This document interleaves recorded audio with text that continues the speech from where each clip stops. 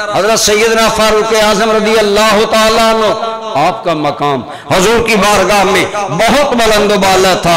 आपने फरमाया पहली उम्मतों में मुहद्दस होते थे, अगर मेरी उम्मत में कोई मुहद्दस है तो वो मेरा उमर है। या रसूल अल्लाह, मुहद्दस कौन होता है? फरमाया जिसके दिल में अल्लाह इल्हाम करता है, बातें अल्लाह उसके दिल में डालता है।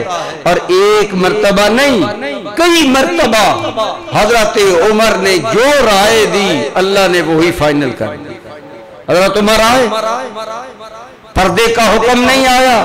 मदीने में मुनाफिक भी रहते थे, हजरत उमर जानते थे। जब आए ना देखा एक जानब मर्दें एक जानब औरतें बारगाह रिसालत माब सल्लल्लाहु अलैहि वसल्लम में, जिनमें अज़वाज मुताहरात सरकार की साहबजादियाँ, रिश्तेदार और ईमान वालों की बीवियाँ। महफिल बर्खास्त हुई, हजरत उमर हजूर के करीब हुए। फरमाया क्या बात है उमर?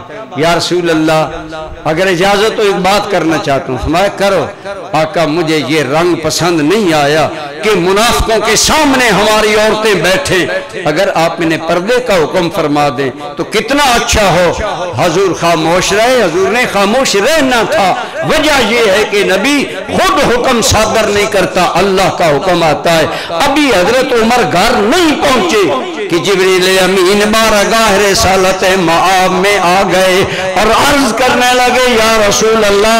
अल्लाह फरमाता है या अय्युहन नबिय्यु कुल्ले अज़वाजिका व बनातिका व निसाइल मुमिनीना युदनीना अलैहिन्ना मिन जलाबिबिहिन। ऐ मेरे नबी अपनी बीवियों को, अपनी बेटियों को और ईमान वाले लोगों की औरतों को हुक्म दे दो वो चादर ओढ़ कर आया करे।